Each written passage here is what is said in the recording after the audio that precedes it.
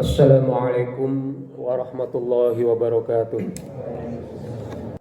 Alhamdulillahilladzi amarna bil ittihadi wal wifaq wa nahana 'anil syiqaqi wan nifaq. Nastaghfiruhu wa natubu ilaihi min su'il af'ali wal akhlaq. Dalam percakapan kita sebagai muslim sehari-hari, banyak kata-kata yang ringan kita ucapkan dan sudah menjadi sangat populer selalu kita ucapkan dalam kondisi apapun. Ketika kita melihat satu keajaiban, kemudian kita menyebut lafaz subhanallah. Ketika kemudian kita mendapatkan rezeki, kita mengatakan alhamdulillah. Kemudian ketika kita bertemu dengan sesuatu yang besar, hanya Allah yang bisa melakukan itu, maka kita menyebut Allahu Akbar. Ketika kita merasa tidak mampu, kita mengatakan la haula wala quwata illa billah. Bahkan kemudian ketika kita berjanji, kita menyebut insya Allah. Lafaz-lafaz ungkapan ini nampaknya sangat sederhana dan gampang sekali kita ucapkan. Padahal ini substansinya sangat dalam, melambangkan sebuah kekuatan spiritual yang muncul dari mulut kita. Kita sering mengatakan ini mungkin lafaz-lafaz yang remeh, lafaz-lafaz yang ringan. Padahal tidak sesederhana yang kita bayangkan. Dalam kesempatan ini saya ingin mengungkap satu kata yang mungkin kita sering mengucapkan ketika kita berjanji, lupa. Tanpa mengucapkan insya Allah, ketika kita akan bertemu dengan orang, mungkin besok kita ketemu. Atau besok saya bisa menjawab itu, saya akan melakukan itu. Ini ternyata berdasarkan kisah Rasulullah. Suatu hari ketika Islam tersebar luas dengan kekuatan yang sudah dimiliki oleh umat Islam, dukungan semakin banyak, berbondong-bondong kaum kafir-kafir Quraisy pada masuk Islam. Islam berkembang dan menjadi favorit, menjadi panutan hampir seluruh masyarakat Madinah. Hanya mungkin beberapa golongan saja yang tidak menyatakan sebagai muslim.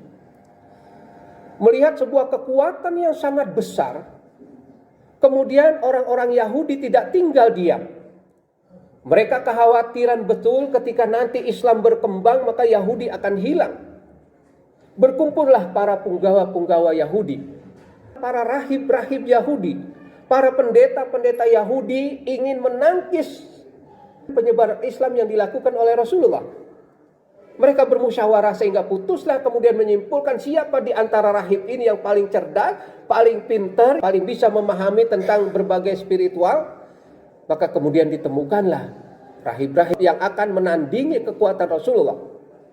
Muncul kemudian dalam musyawarah tersebut, kita ingin menjatuhkan syiar Islam, maka kita berikan pertanyaan yang bisa membuat mereka akan terhempas. Mati kutu, Islam menjadi jatuh. Muncullah ide. Ada 3 pertanyaan yang akan disampaikan oleh rahib Yahudi kepada Rasulullah. 3 pertanyaan yang dimaksud dirumuskan oleh kaum kafir Yahudi ketika itu di Madinah. Nanti kita berhadapan dengan Rasulullah dan kita di depan umat Nabi Muhammad, di depan pengikut Islam, kita akan tanyakan kepada Muhammad itu 3 persoalan penting. Yang menurut mereka orang-orang Yahudi mengatakan mungkin Rasulullah tidak akan bisa menjawab. Pertanyaan yang pertama adalah, siapa orang-orang yang berada di dalam cerita Ashabul Kahfi? Pertanyaan pertama. Kemudian pertanyaan yang kedua adalah, siapa orang yang bisa mengarungi lautan samudra dari timur ke barat, yang menguasai dunia bolak-balik timur ke barat? Itu siapa namanya? Kemudian pertanyaan yang ketiga adalah, apa hakikat dari ruh? Pertanyaan 3 ini Rasulullah dalam tanda kutip gelagapan ketika itu. Kemudian Rasulullah meminta waktu, besok saya akan jawab. Apa yang dimaksud dari kata-kata ini? Ternyata lupa menyelipkan kata insya Allah, besok saya jawab. Penting ini ternyata, lafaz insya Allah. Ternyata Rasulullah lupa mengucapkan itu tidak semata-mata sebagai sebuah peristiwa biasa. Tapi ini menjadi sebuah peristiwa ibroh yang ingin diteladankan oleh Rasulullah kepada umatnya. Jangan main-main dengan ucapan Anda berjanji tanpa insya Allah. Mungkin maksudnya begitu.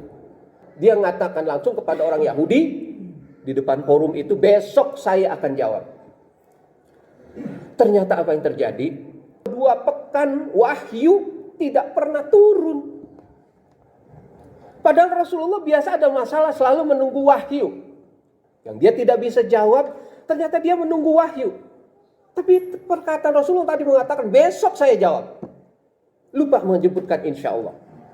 Ternyata Allah menetop turunnya wahyu selama 15 hari sehingga Rasulullah tidak bisa menjawab pertanyaan itu tadi. Hanya kemudian barulah turun surat Al-Kahfi. Allah menegur Rasulullah, "Wala taqulanna li syai'in inni fa'ilun zalika ghada." Ini surat Al-Kahfi ayat 23 jelas.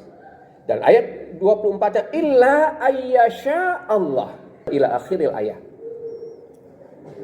Jadi 15 hari ayat Quran tidak turun ketika Rasulullah ditantang oleh kaum Yahudi, oleh para punggawa-punggawa Yahudi, orang-orang cerdas Yahudi. Tapi Rasulullah mengatakan besok saya jawab, seperti sudah memastikan. Akhirnya Allah menegur Rasulullah selama 15 hari ayat Al-Quran tidak turun untuk menjawab 3 persoalan penting tersebut. Setelah 2 pekan baru turun. Ini Al-Kahfi ayat 23 yang maksudnya adalah jangan kamu mengatakan terhadap sesuatu sesungguhnya besok akan saya lakukan itu. Rasulullah mengatakan begitu. Jadi besok saya jawab. Ternyata Rasulullah ditegur dengan tidak turun ayat selama 15 hari dan baru turun kemudian Rasulullah dalam kondisi gelisah untuk menjawab kaum Yahudi, maka ayat Al-Quran surat Al-Kahfi turun dan selanjutnya juga menjawab ayat-ayat tentang lain, tentang bagaimana tadi tentang Ashabul Kahfi, kemudian dijawab dalam surat Al-Kahfi ini dengan surat cerita Ashabul Kahfi, bagaimana juga Rasulullah menjawab tentang Zulkarnain yang diceritakan juga di dalam surat Al-Kahfi. Rasulullah juga menjawab tentang bagaimana disitulah kemudian menyadarkan Rasulullah dan sekaligus juga menyadarkan, memberikan contoh kepada kita sesederhana, seringan ucapan insya Allah ketika kita berjanji. Tidak boleh kita main-main karena Allah bisa berkehendak lain. Berbeda kita dengan Rasulullah. Rasulullah langsung ditegur dan sekaligus menjadi pelajaran kepada kita. Lafaz insya Allah ternyata menjadi begitu prinsip dan begitu penting sampai ayat Al-Quran tidak turun selama 2 minggu. Sebab Rasulullah tidak mengucapkan insya Allah ketika ingin menjawab pertanyaan yang sangat menyulitkan dari kaum Yahudi. Dari kisah ini kita mengambil pelajaran bahwa ternyata ungkapan-ungkapan yang sering kita ungkapkan ini, di samping kita berzikir kepada Allah, subhanallah ternyata hari ini cerah, Allahu Akbar ternyata bagaimana petir ternyata tidak terjadi bahaya kepada kita. Kemudian alhamdulillah ternyata hari ini saya bisa bangun tidur. Lafaz lengkap ungkapan sederhana ini sesungguhnya mempunyai kaitan spiritual kepada Allah.